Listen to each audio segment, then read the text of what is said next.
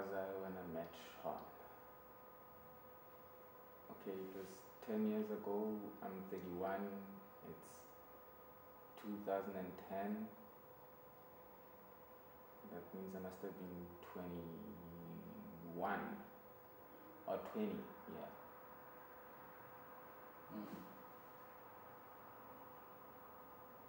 So I mean,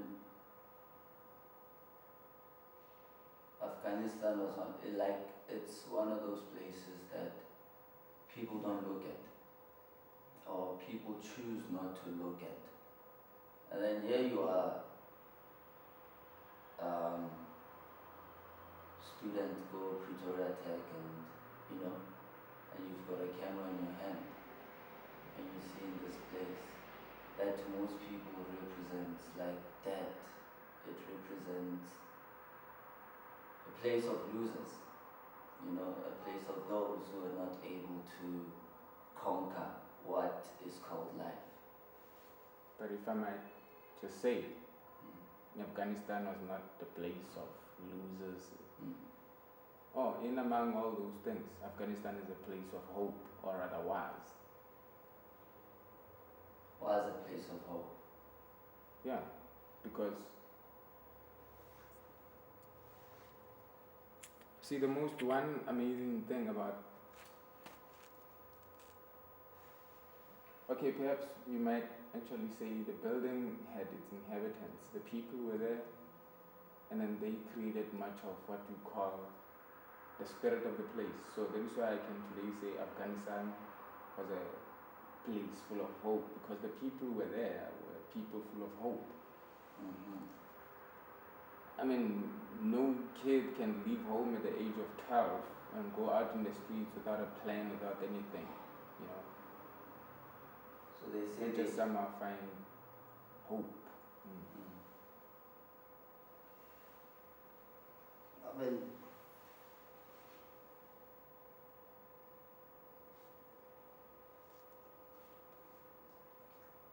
like what I'm trying to understand is those kids who can just leave home. Okay, maybe let me bring you back to like a little brief, kind of like a story which doesn't make much of a sense, right? Here I am, in my own little life. I'm studying drama for that matter, not film. Yes, my dad bought me a camera, and I'm busy doing my second year drama at Pretoria Technicon.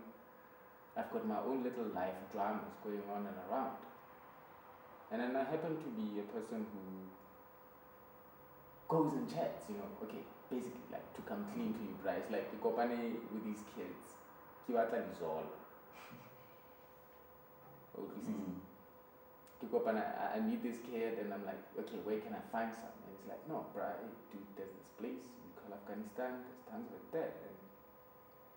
And I had dreads back in those days, and it was like, alright, cool, man, he looks like Jaman, They always call me Jaman, even, So I'm like, fuck, let me do this.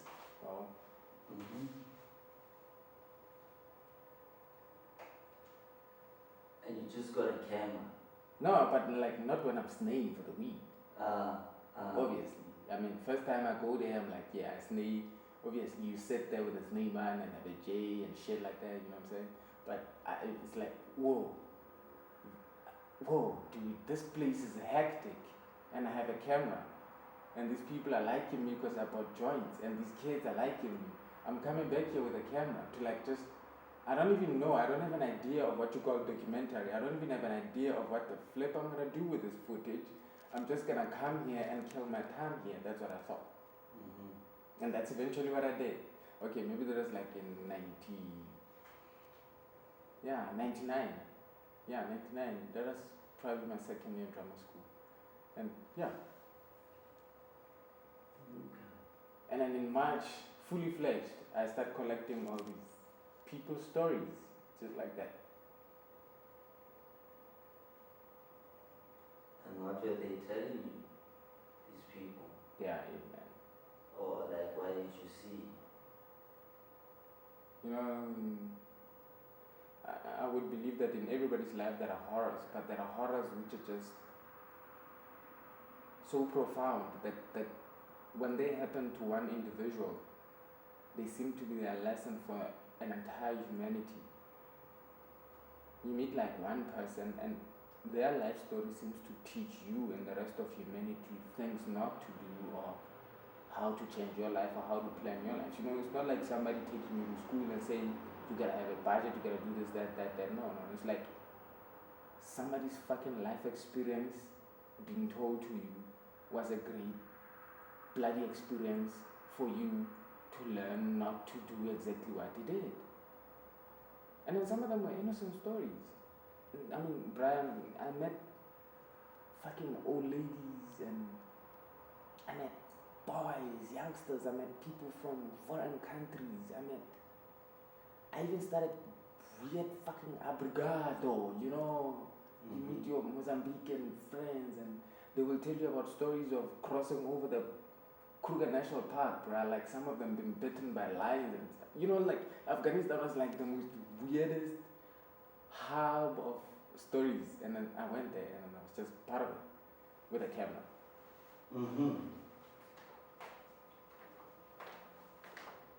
And like, what kind of stories were they, man? Like, but there are always horrific stories. There are always stories of deprivation. Afghanistan, you know the most weirdest thing about stories of hope, they always come once in a million years, or kind of a million words. Yeah. I mean, somebody will tell you about a happy story while a sick person is lying next to them, kind of thing. So having to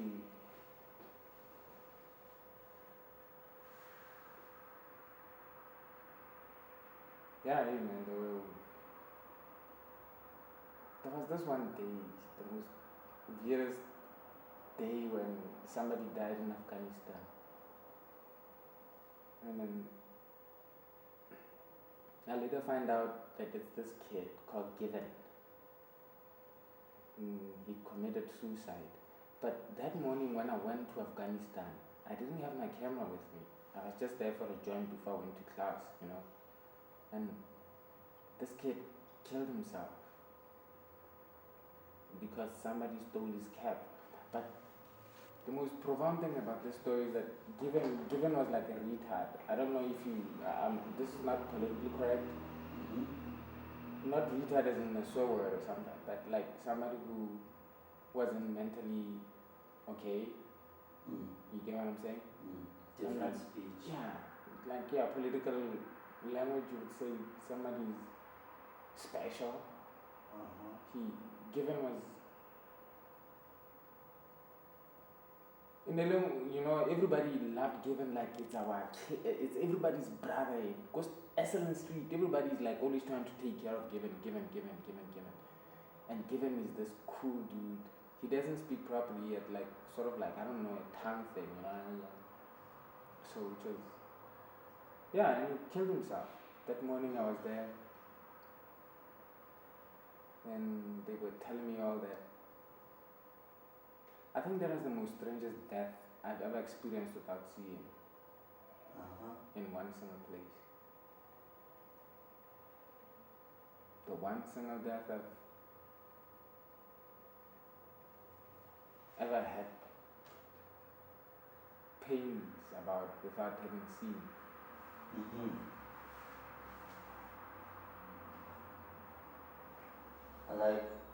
And then eventually later I get my camera after school,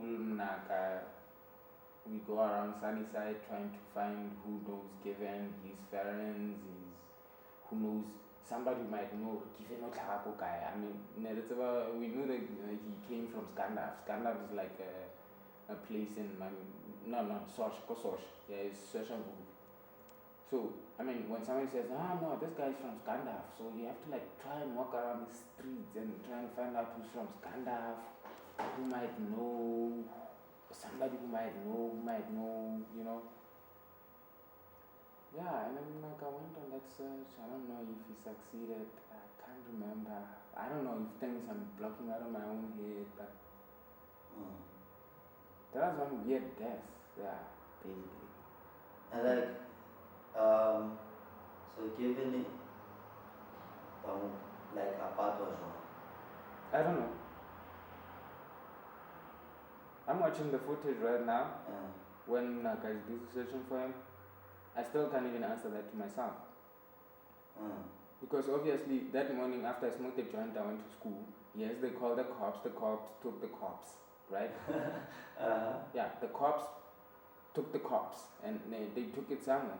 But that's why I was trying to find out who actually knows this guy so somebody can actually go and be a stand-in name for this cops. Because you understand what I'm saying? Because you can't just let a body be taken out of this Afghanistan building without nobody knowing how and where it's going to end up, you know? What it is, you know, all those stories about people being mass graves and what do they call them in Zanzibar? Municipal graves. Yeah.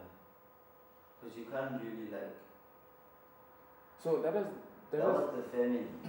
Yeah, that was his own family. But now when death hits, even though yes, you've got Mnaka went and fetched him off of the streets and he brought him to Afghanistan and now he's dead. That calls for other kind of family. If you know what I'm saying.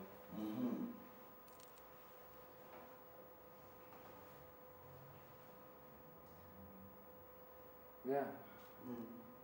Yeah, anyway, I met tons of people. I met Sean Ziad Jordan.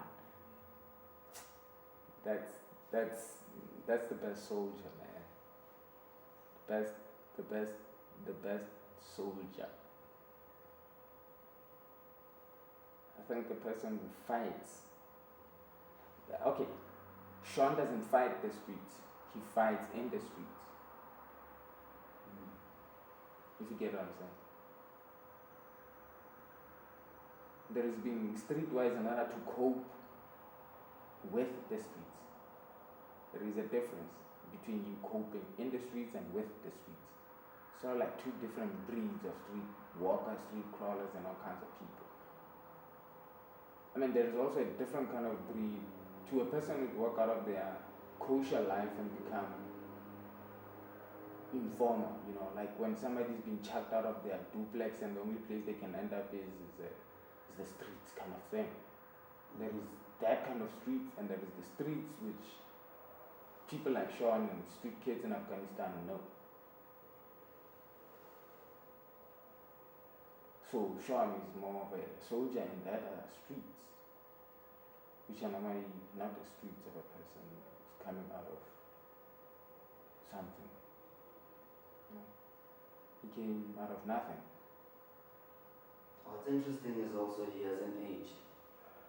Like, that's what I was saying, hey man, this footage is similar. How do you mean it doesn't? Okay. Let me elaborate on similar. It was shot in different times. But Sean and his presence in the space, he almost he approaches it the same way. Like he's used to. Like he is used to it, and he's been out of it for how long? Out of it? Like Afghanistan. When did they close it? 10 years ago.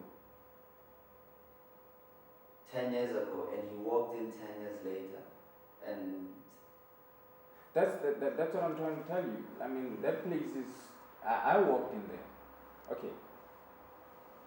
The weird thing about a haunted place, when I talked about initially the idea of the spirit of a place, which is constructed by many other spirits which have occupied, for instance, that building, that's the most weirdest phenomenon that I don't know can ever happen. And Sean, when we walked in there, he was right in the midst of those ghosts.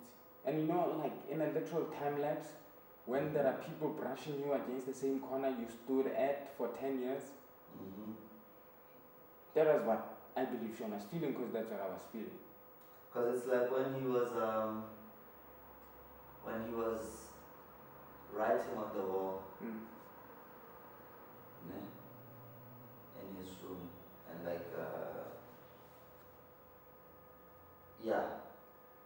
you are there, he's writing on the wall, he's talking to you. There's another point when he's licking the paint off the wall. Yeah. He misses the space so much. So, Hana Leka paint your more thing. That's why the footage is so similar. That moment in J.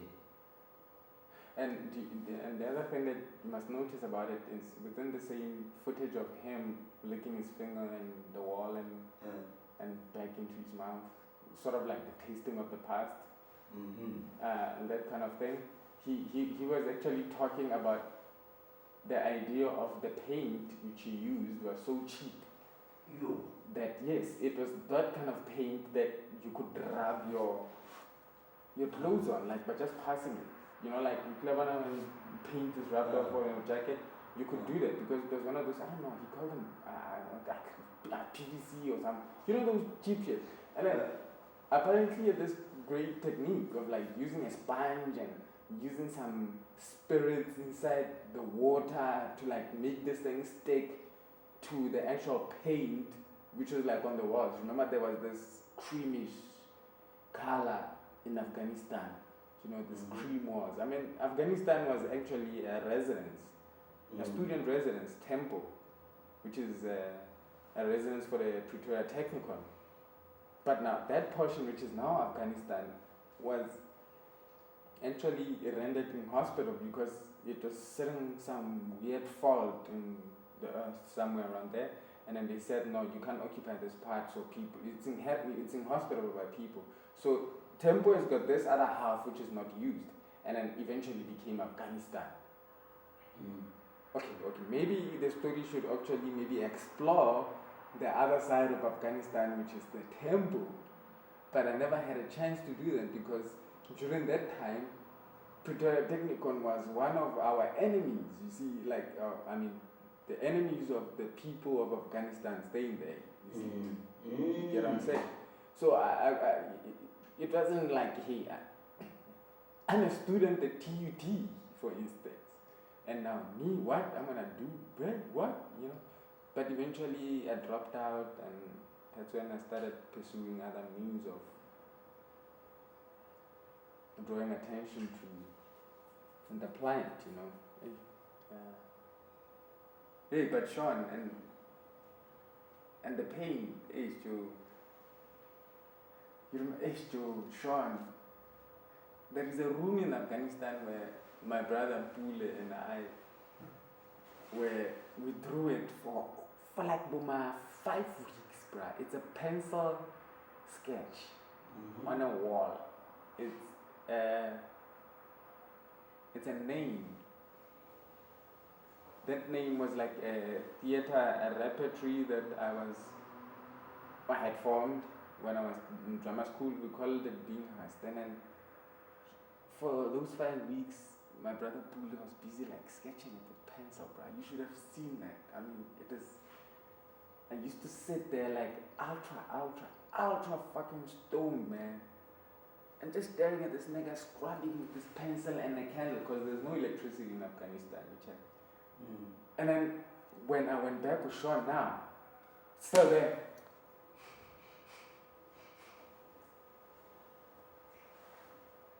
Still there.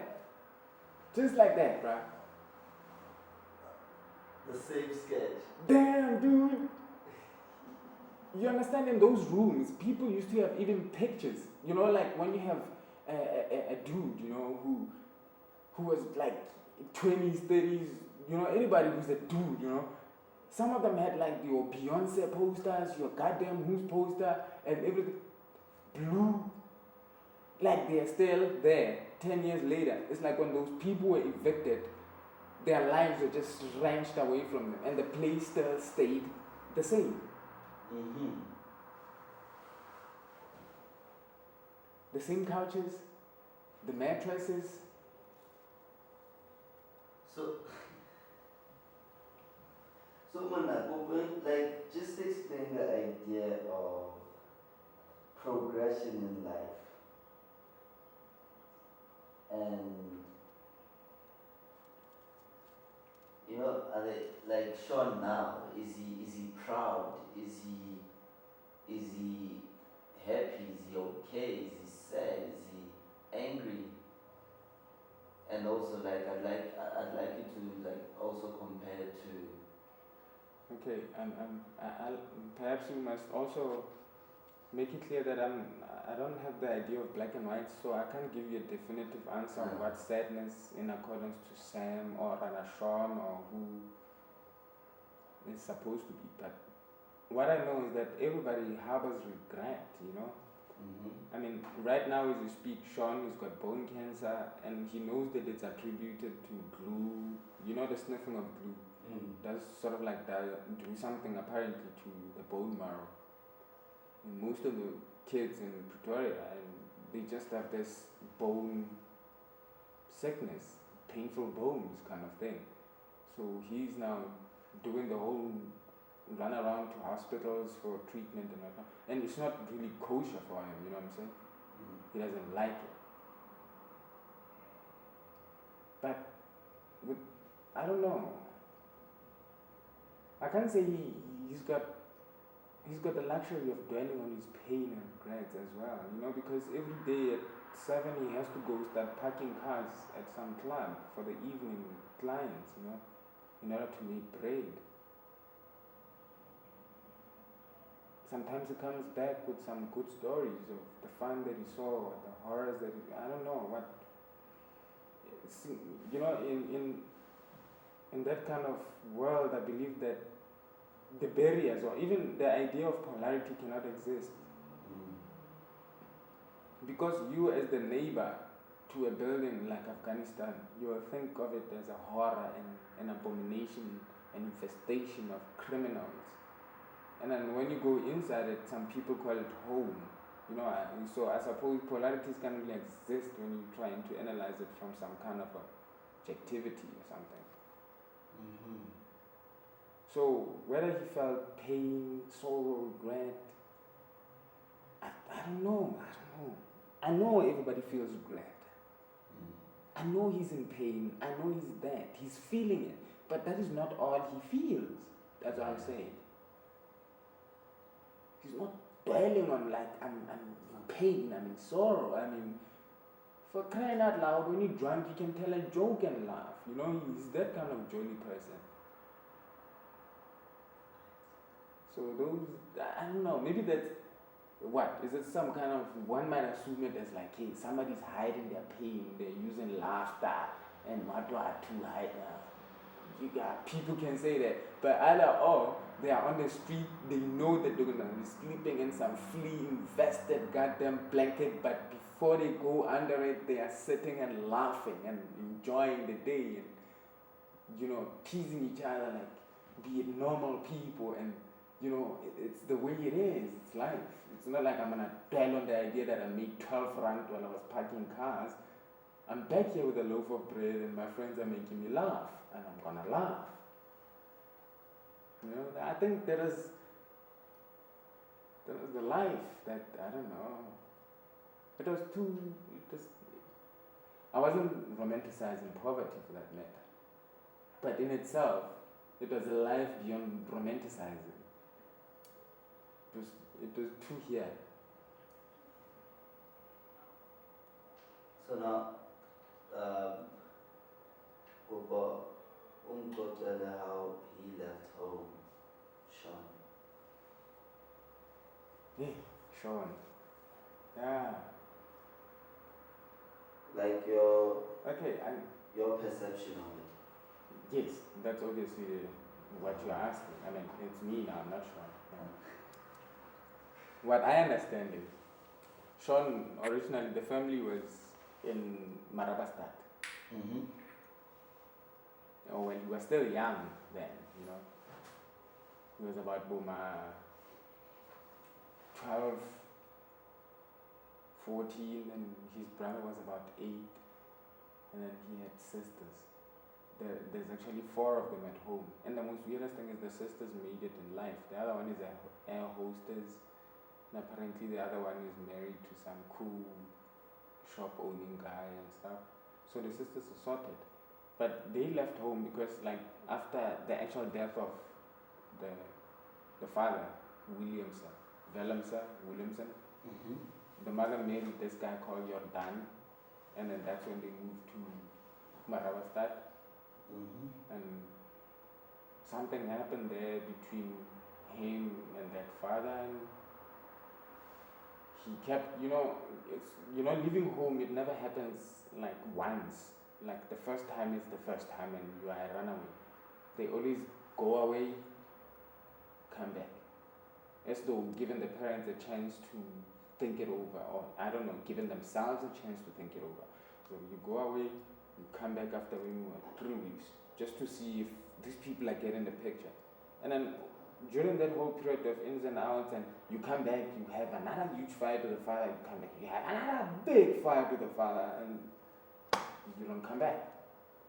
And eventually, over this whole period, the father is also now fighting with the mother, and while Sean, he's gone, this dude, stepfather, ends up chasing the mother and everybody out,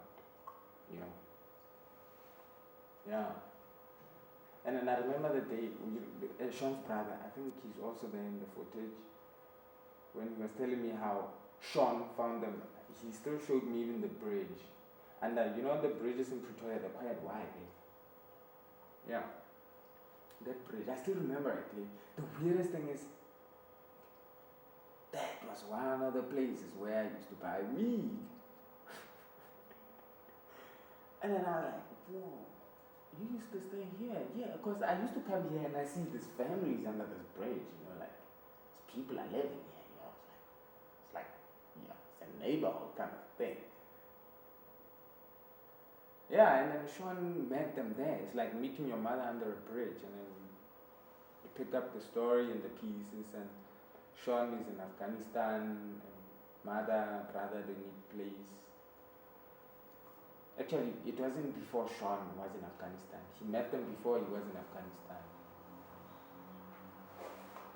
Yeah. So I don't know. Just ultimately, I believe that most of the male population on the streets, they leave home not because of things that we might assume, like useless banal lusts, like I want to be free, I want to be a dude, I want to be with a clique. Some of them are situations instigated by the clash between the two masculine figures within a family unit. And that's what I recognize in most cases. Even small Sam was talking about him not getting along with a father. The clash of the masculine within this whole family unit thing. And then the most weirdest thing is that most of the males on the street, they've got this ultra protection of the females, which might just border on insanity and obsession, possessiveness. I don't know, maybe eventually translates to become pimping. But there is that, which also is accumulated through all these other experiences. I don't know, maybe it's my own assumption as such, but nonetheless. Okay. And Sean, he's an artist, philosopher, Muslim, one angel on this planet. And maybe one day you meet him, he might be mugging you, he might be holding a knife on your neck and wanting your cell phone. But he's done quite something, enough,